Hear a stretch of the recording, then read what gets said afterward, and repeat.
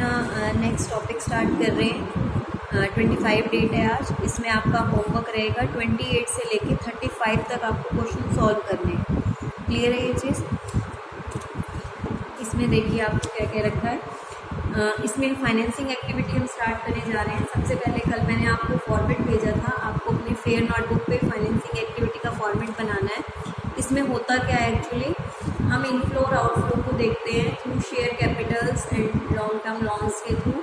अगर इनफ्लो हो रहा है, पैसा आ रहा है, लाइक हमने शेयर्स या डिबेंचर्स इशू करे हैं तो पैसा आएगा तो प्लस होगा, और अगर पैसा जाएगा तो हम उसको माइनस करेंगे। लाइक आपने रिडीम करे हैं शेयर्स या डिबेंचर, मीन्स उनकी पेमेंट करी है तो आपको माइनस करना होगा। लाइक इसी वाइज आपने डिविडेंड पे किया है, इंटरेस्ट पे किया है, रेंट पे, आपने इस तरह की कोई भी इनकम अगर आप पे कर रहे हैं तो वो भी आपकी क्या होगी, माइनस होगी। तो यहाँ पे हम वही चीज़ कर रहे हैं। कल मैंने आपको पिक्स भेजी थी इन क्वेश्चंस की, आप सबने बुक में चीज़ लिख ली होगी। तो चलिए देखते हैं। सबसे पहले आपको बैलेंस शीट में इक्विटी शेयर कैपिटल दी हुई है। इक्विटी शेयर कैपिटल 2017 में अगर आप देखेंगे तो 6 लाख की थी, 2018 में वो कितने की थी, 8 लाख की। तो 2 लाख से इशू हुई है। 2 लाख से इशू होने का मतलब आप इसको प्लस करोगे। अब ये है equity share capital. Equity share capital से रिलेटेड अब आप ये देखेंगे कि नीचे आपको कोई आइटम तो नहीं दी हुई। इक्विटी शेयर कैपिटल से रिलेटेड आपको क्या क्या दिया हुआ है, पहले आप वो चीज़ देखिए। आपको क्या क्या कह रखा है, equity share capital were issued at a premium of 15%। 2 lakh रुपए के इशू हुए हैं। 2 लाख रुपए का 15% आपने निकाला, कितना आ गया, 30,000। तो 30,000 रुपये हमारा ये क्या हो जाएगा, प्लस 2 लाख का 15%। तो इक्विटी शेयर कैपिटल हो गए 2 लाख के, प्लस इसमें 30,000, तो टोटल ये कितना हो गया, 2,30,000 टोटल हो गया। 20,000। उसके बाद अच्छा, इक्विटी शेयर कैपिटल से रिलेटेड और भी कुछ देखिए। अंडर राइटिंग कमीशन दिया हुआ है इक्विटी शेयर पे, अंडर राइटिंग कमीशन एक्सपेंस है, तो ये क्या हो जाएगा, माइनस। ये क्या हो जाएगा, माइनस। तो जो आपकी पहली एंट्री है देखिए, equity share capital 2 lakh issue, security premium के 30,000 प्लस और 10,000 माइनस, तो ये आ जाएगा proceed from equity share capital. ये आपका कितना आ गया, 2,20,000। तो इक्विटी शेयर कैपिटल का क्लियर हो गया सभी को। Next 12% preference share capital. Preference share capital अब देखेंगे यहाँ पे आपका क्या है, 2017 में थे 2 लाख, अब है 0, यानी कि आपने इनकी पेमेंट कर दी। पेमेंट का मतलब होता है रिडम्पशन, तो ये 2 लाख तो माइनस में है। चलो अब प्रेफरेंस शेयर से कुछ और देख लेते हैं। प्रेफरेंस शेयर्स रिडीम भी प्रीमियम पे हुए हैं। आपको पता है जब इशू के टाइम प्रीमियम मिलता है तो वो तो प्रीमियम हमारे लिए बेनिफिट है, प्लस होता है, पर रिडम्पशन के टाइम पे जो प्रीमियम होता है वो हमारे लिए क्या है, लॉस। रिडम्पशन के टाइम पे जो प्रीमियम है वो हमारे लिए क्या है, लॉस। तो ये भी क्या होगा, माइनस। तो 2 लाख का आपने निकाला 5%, 2 लाख का 5% आया 10,000, ये भी क्या होगा, माइनस होगा। ये भी क्या होगा, आपका माइनस होगा। ठीक है, तो देखिए नीचे आपकी एंट्री 2 लाख प्लस 10,000, दोनों ही क्या होंगे, माइनस। 2 लाख रिडम्पशन के और 10,000 प्रीमियम के। तो देखिए ये ब्रैकेट में है 2,10,000, क्योंकि ये सारे का सारा क्या होगा, माइनस होगा। 2,10,000 रुपये आपके क्या होंगे, माइनस। ये इशू का था, प्लस हुआ, और ये रिडम्पशन के हैं तो दोनों क्या हुए, माइनस। फिर हमारा है 14% डिवेंचर। 0 से 1 लाख पे आए हैं, यानी कि इशू हुए हैं। 14% डिवेंचर आपके 0 से कितने पे आए हैं, 1 लाख के। दैट मीन्स वो आपके क्या हो गए हैं, इशू हुए हैं। तो देखिए इसमें आपका क्या है, एक तो डिवेंचर की आपको रेट पता चल गई है 14%। दूसरा 14% डिवेंचर इशू हुए थे 1% डिस्काउंट पे, तो इशू के टाइम पे प्रीमियम तो प्लस होता है और इशू के टाइम पे डिस्काउंट क्या होगा, माइनस। तो 1 लाख का 1% आप निकाल के माइनस कर देंगे। उसके बाद देखिए आप इधर डिवेंचर्स पे 1 लाख में से 1,000 माइनस किया, हो गया।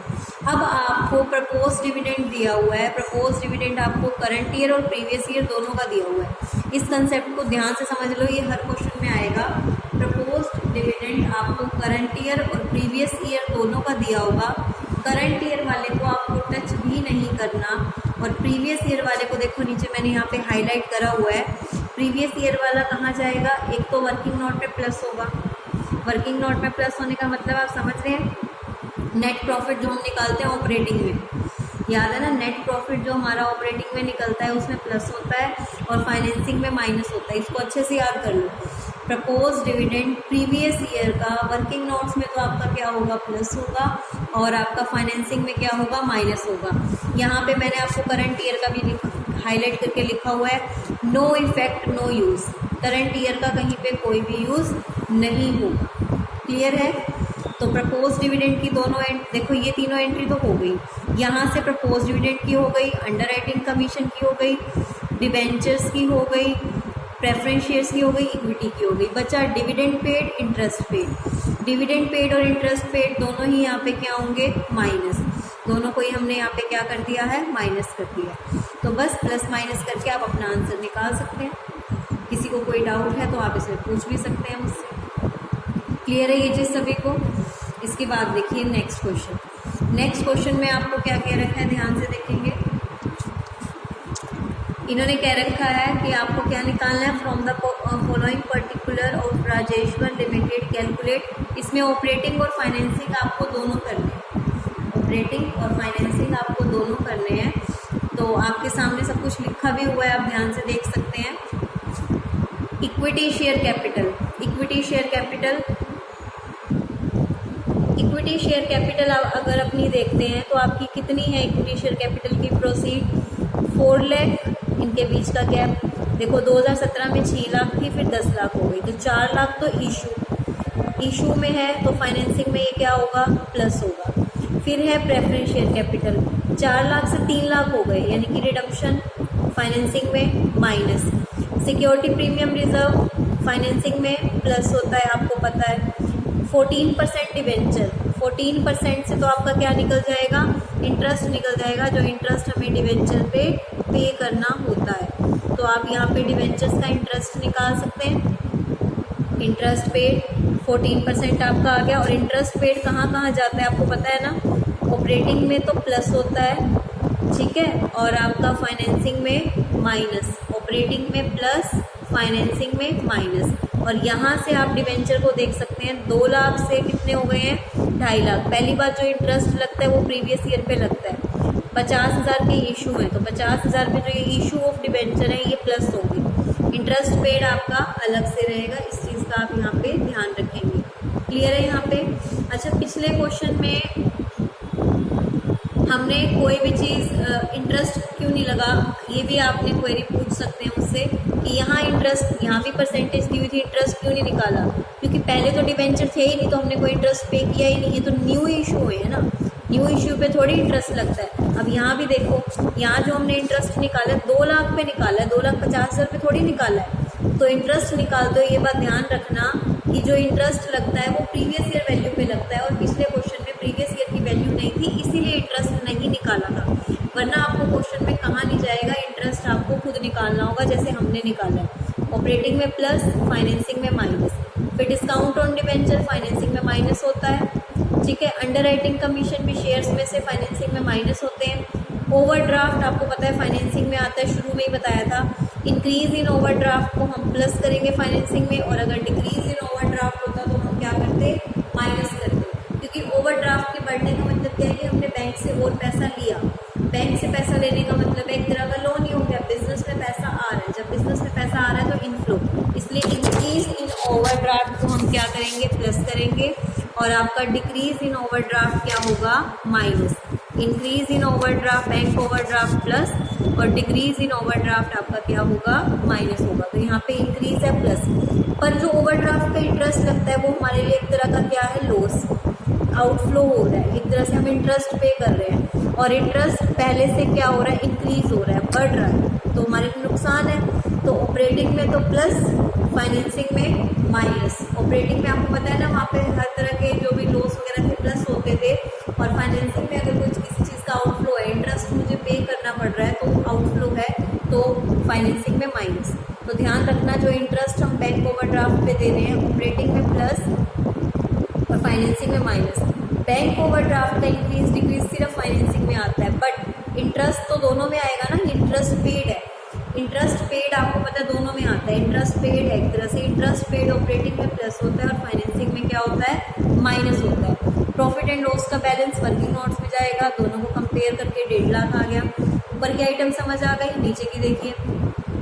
प्रेफरेंस शेयर्स रिडीम हो रहे हैं, ठीक है, प्रीमियम पे। जब रिडीम हो रहे हैं, एक तो रिडम्पशन वाला अमाउंट भी माइनस कर रहे हैं, प्लस जब रिडीम प्रीमियम पे हो रहे हैं तो ये मेरे लिए लॉस है तो ये क्या होगा, माइनस।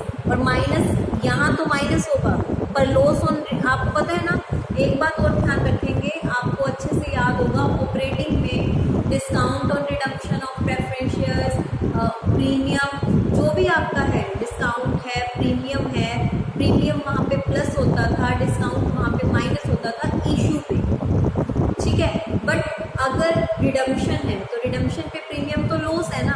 अब ये देखो, लॉस है तो ऑपरेटिंग में प्लस होता था और इनकम है तो माइनस होती थी। तो पर सिर्फ प्रेफरेंस शेयर्स, इक्विटी शेयर्स का हम नहीं लेते, इक्विटी शेयर्स के प्रीमियम को हम वहाँ पे नहीं लेते, क्योंकि जो प्रेफरेंस शेयर्स हैं वो हमारे लिए एक तरह, मतलब इक्विटी शेयर्स को नहीं लेते हैं हम, यहाँ पे प्रेफरेंस शेयर्स का ले लेते हैं और डिबेंचर्स का ले लेते हैं।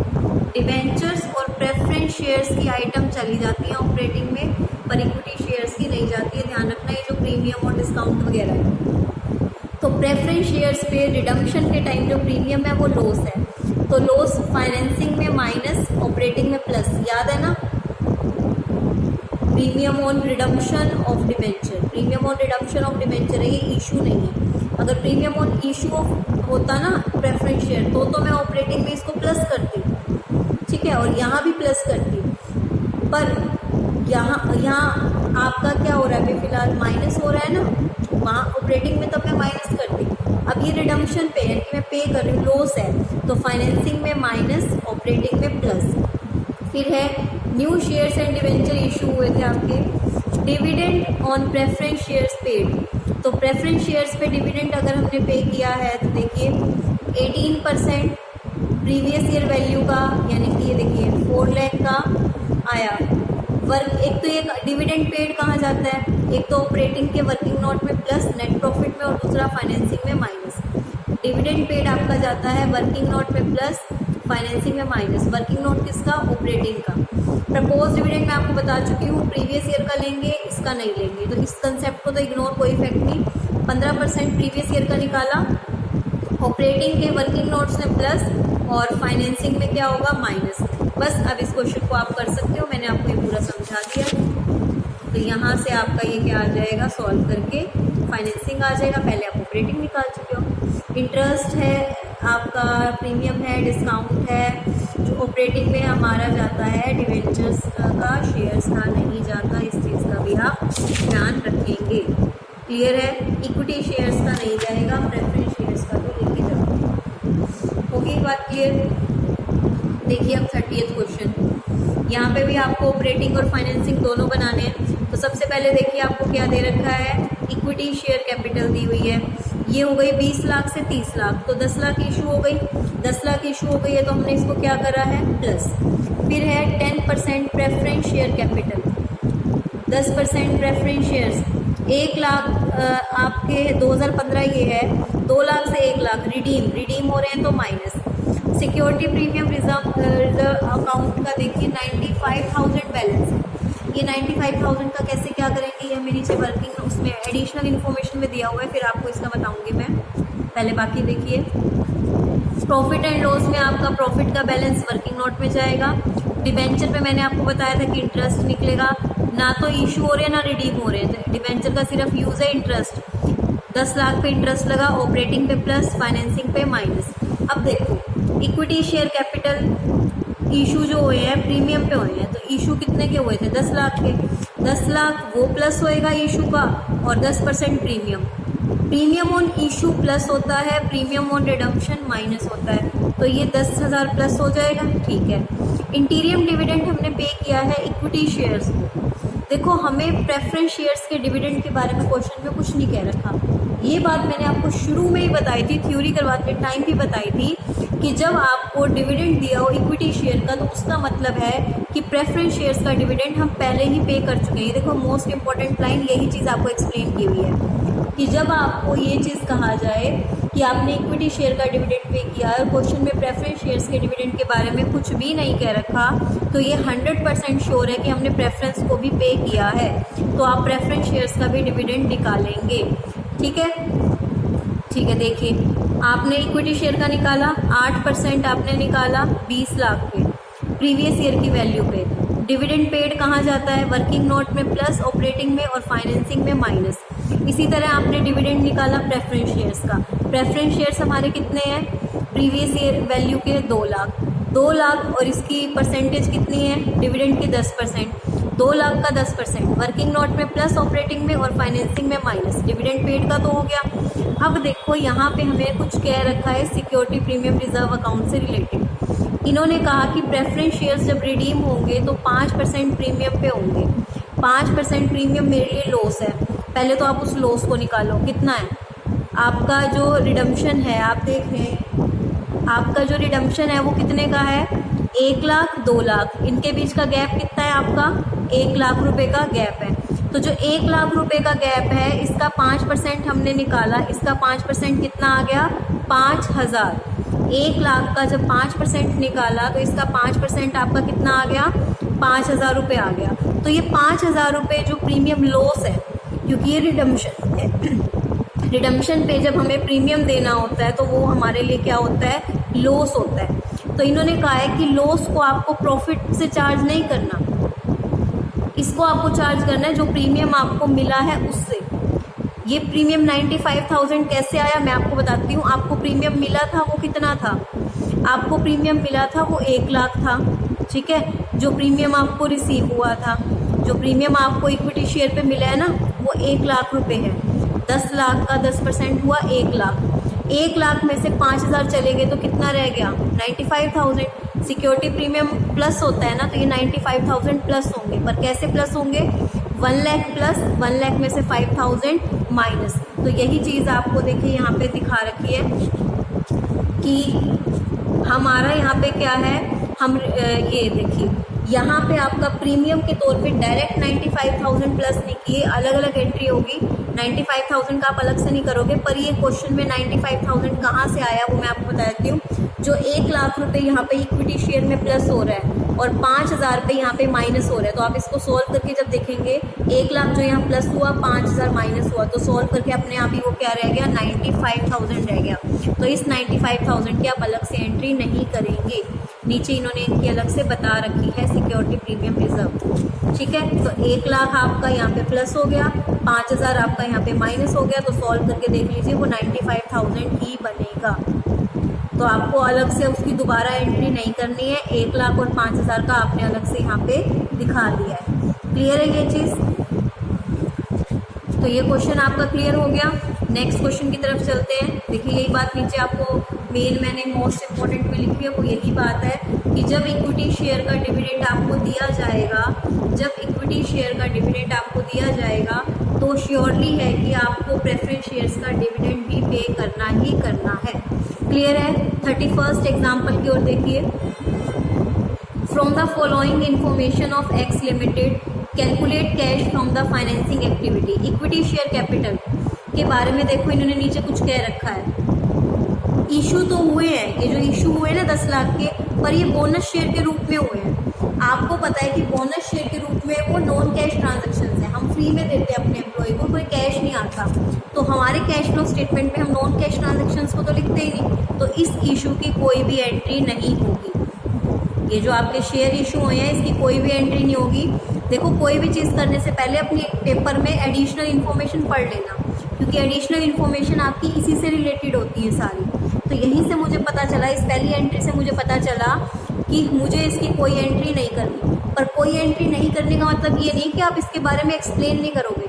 पेपर में आपको इसके बारे में वर्किंग नोट में एक्सप्लेन करना होगा कि इसका क्या, क्योंकि क्वेश्चन में तो आपको एंट्री दी है ना, तो आपको उसका बताना है भाई इसका क्या यूज़ है। तो आप वर्किंग नोट्स में बताएंगे कि बोनस शेयर हैं जो वो इशू हुए हैं, ठीक है, एग्जिस्टिंग शेयर होल्डर को ही हुए हैं बिना किसी चार्ज के।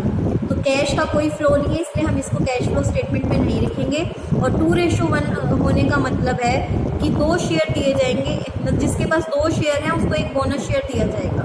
2:1 का मतलब है कि जिसके पास ऑलरेडी 2 शेयर हैं उसको 1 शेयर दिया जाएगा, और इस तरह से हमने 10 लाख के शेयर्स क्या करे हैं, इशू करे। आपने वर्किंग नोट्स में बता दिया इस चीज़ के बारे में, ठीक है।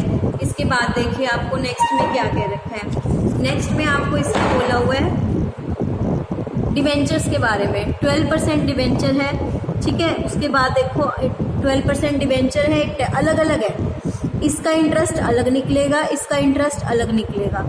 ये वाले डिवेंचर तो आपके रिडीम हो रहे हैं, देखो 2017 में थे, 18 में नहीं है। और ये वाले डिवेंचर आपके इशू हो रहे हैं, देखो ये वाले डिवेंचर आपके इशू हैं, 2017 में नहीं थे, 18 में हैं। तो रिडीम वाले तो फाइनेंसिंग में माइनस होंगे, इशू वाले फाइनेंसिंग में प्लस होंगे। इसका इंटरेस्ट कैसे निकलेगा उसके बारे में देखो आपको क्या कह रखा है कि जो डिवेंचर रिडीम हो रहे हैं वो 1 जुलाई को हुए थे, ये वाले डिवेंचर 1 जुलाई को हुए थे। तो देखो अप्रैल, मई, जून, कितने महीने का इंटरेस्ट लगेगा, 3 महीने का। और जो ये वाले डिवेंचर इशू हुए हैं ये कब हुए हैं आपके, सेम डेट पे 1 जुलाई पे।